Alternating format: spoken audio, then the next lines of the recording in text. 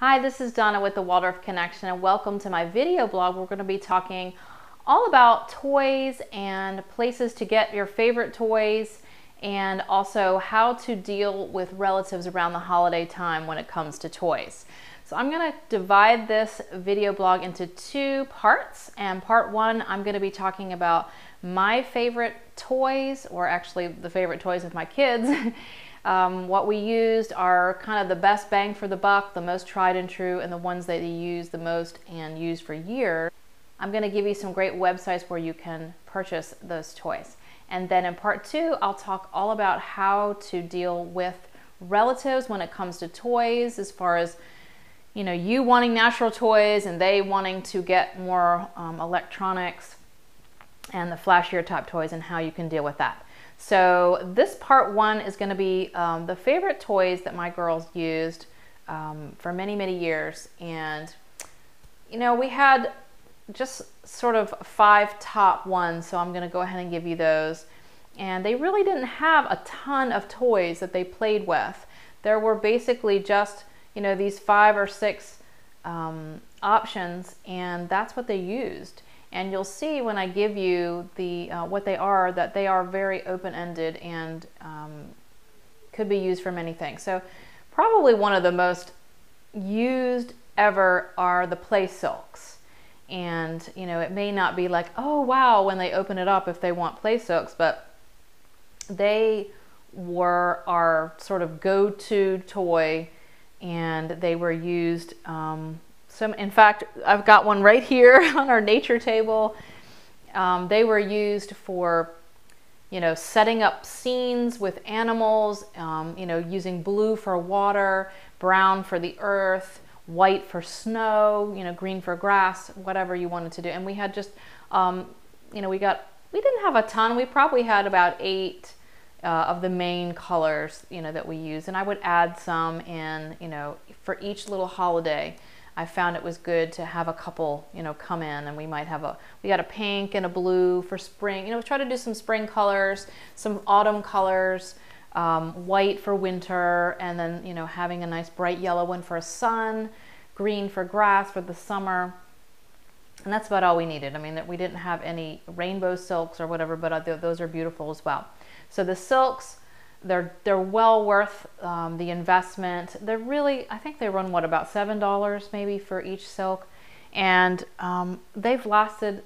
These are the same silks we've had since my kids were 4, and they're still here. I mean, a couple of them have a little bit of tears. I've washed them and they've been fine. My kids were very rough, and the last couple years they started using them a little more roughly, tying as blindfolds and around their legs and arms when they would be on a trampoline. But normal use, they'll last a really, really long time. And you just wash them in cold water, and don't put them in the dryer, and you're good to go. And I definitely recommend silks. One of the other things that we had was tree blocks. And they can seem kind of expensive if you buy them. My husband made the tree blocks, and here's one to demonstrate for you. He just took, a branch that we had in the yard, and with a saw, and sliced up a whole bunch of these in different widths and different heights.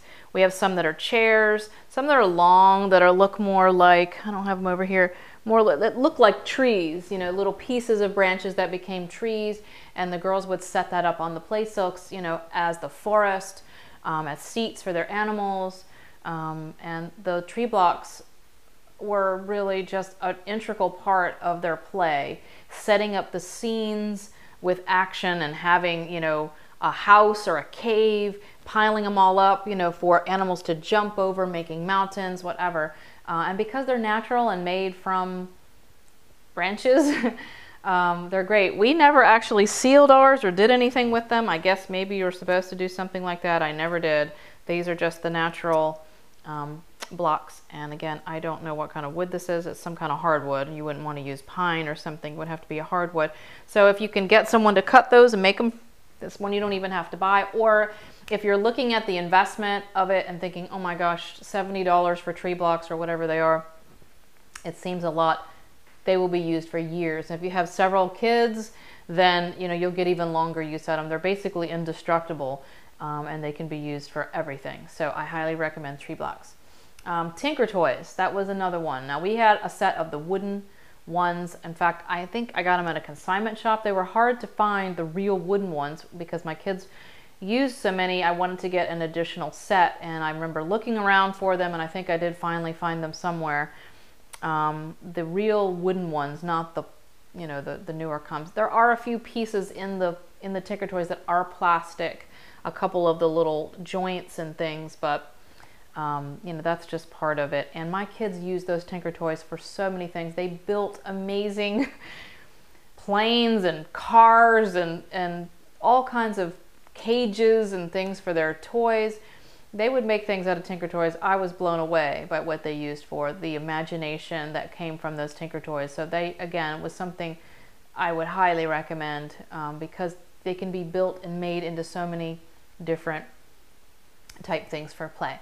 So Tinker Toys, just good old-fashioned wooden Tinker Toys, and I think they're pretty reasonable. I think ours were less than $20 for the set. You get a big bin, like a big metal bin of them.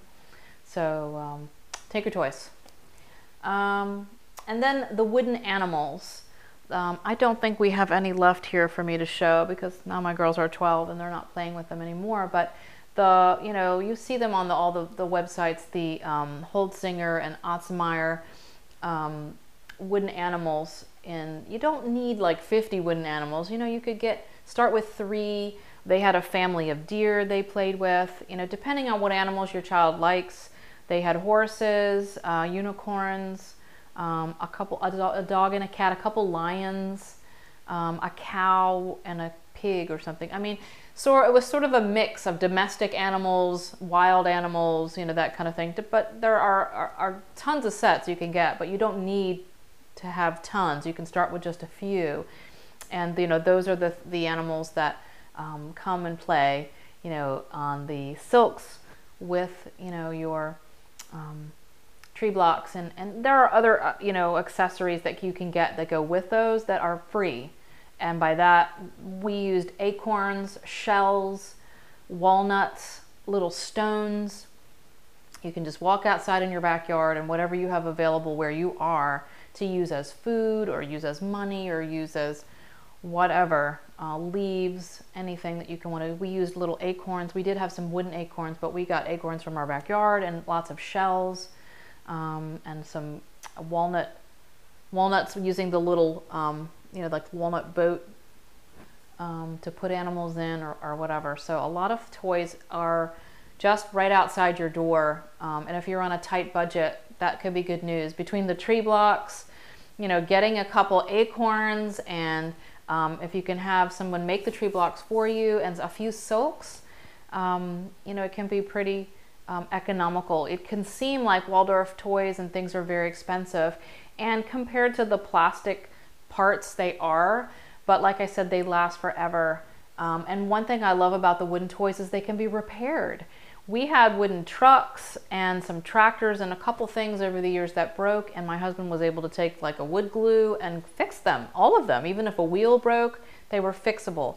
And it taught our kids to take care of their toys and to care for them. They have less toys, so they care for what they have, and then it can be repaired, and it's not this disposable, oh, we'll just throw it away and get another one.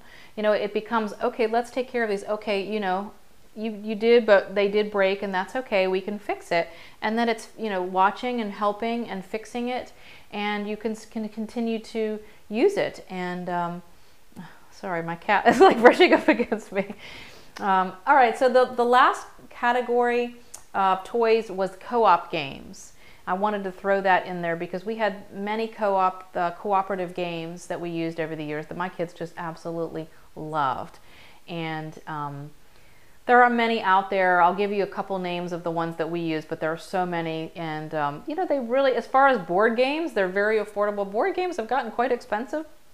I think a lot of these you can get for $15 to $20. Max was a great one for the younger crowd. If you've got younger kids, Max is great. It's about a cat, and you all work together to try to help get there's like a squirrel and a bird and something else, and you have to help a mouse maybe get them around the board before Max gets them. Roundup was another one. If your children are into horses, you got to get all the horses out of the stables or back in the stables. I can't remember what that was. Before whatever. Harvest time is another great one, where you've got to harvest the vegetables out of everyone's gardens before the frost comes. That's a really nice one. If you have a little bit older children, then Wildcraft is amazing. I'd probably say maybe 8 years old. I mean, you know, give or take, whatever. My kids loved Wildcraft and learned a lot about herbs and healing herbs and things from that. It's a great one. Secret Door is another one. It's a little bit like Clue, again, for the little bit if you got a little bit older, 8, 9, 10, kind of the Secret Door. What else do we have? I guess that's it for the co-op games. There are so many more out there that you can choose from, and you can just like Google cooperative games. I think Fun Time is one of them that makes them. You can check online there for them. And as far as the places to get the toys, a couple of my favorites are Cedar Ring Circle. That's like a co-op. And Join back over there. She's got everything from books to toys to supplies. A Toy Garden is great. I love Sonia's A Toy Garden because she has a registry, and you can go in and register for the toys and gifts and supplies that you want. And that will come into play when we talk about part 2. When your family says, well, we don't know what to get you. What do we get you? We can't just go to Walmart or Toys R Us. Where do we shop for you? And you can give them the website with the registry. Bella Luna Toys, of course. Palumba has some great toys. Nest, Happy Hen. There are tons now where you can get, you know, sort of Waldorf inspired toys, the wooden toys, Silks. I think you can buy at Sarah Silks, and also on a lot of the toys are sold. You know, you can look up Waldorf toys and just, you know, Google it, but there's a couple of my favorites, and there are definitely more out there. So check it out. Check out some of those great toys. If you have questions or comments, I would love to hear your favorite toy or your children's favorite toy. Please comment down in the box below and tell me so far, you know, what your children love the best as far as a Waldorf toy, or if you're just brand new and are just kind of getting started, you know, comments on what I've said here so far or something you're excited about trying. I'd love to hear from you. So go ahead and jump into our conversation about toys, and look for part 2 coming in just a few days, where I'm going to give you some tips on how to deal with friends, family, relatives on toys coming in for the holiday season, and how you can stick to what you really want for your family. All right, until next time, bye-bye.